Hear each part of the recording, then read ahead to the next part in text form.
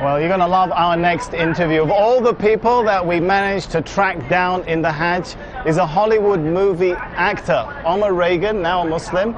Thanks so much for joining us. You've acted in the movie Rush Hour 2 as a double for Chris Tucker. Tell me about how you went from Hollywood to Hajj. That's an amazing journey in itself. Yeah, when you put it like that, it kind of, I don't know. It's the first thing that comes to my mind, like, wow, how did I get here?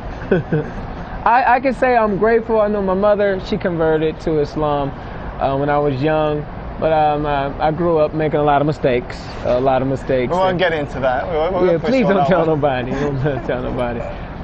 But then I started working, and I was always raised to be a good person, and then I joined up with this group called the Canadian Dawah Association, which I ended up being the program developer for it, and we started doing little functions like Stop the Violence and things in Canada and things in the U.S. And then they said, hey, we're sending you to Hajj. And I was like, what?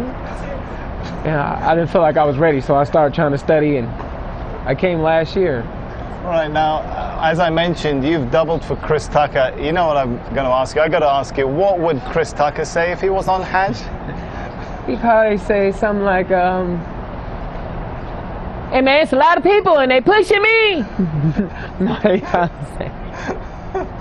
It's all for Allah, man. All for Allah. It's only one God. Numerous of things. And you know this, man.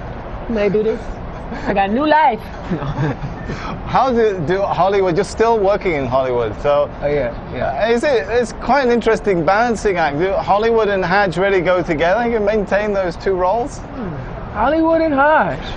Yeah, that's controversy right there. That is controversy. It's like, when you hear it. But, is that Bernie Mac now? Or what is that? Hollywood and Hajj.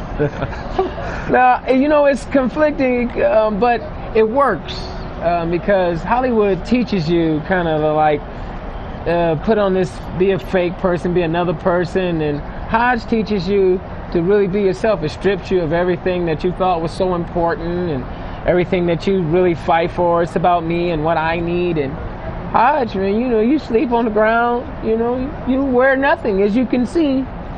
No, we don't want to really show you wearing nothing. He is dressed, by the way. That is true. That is true. But you stripped of all those worldly possessions, you know, and you kind of, everybody's on the same level, no matter how much money you have.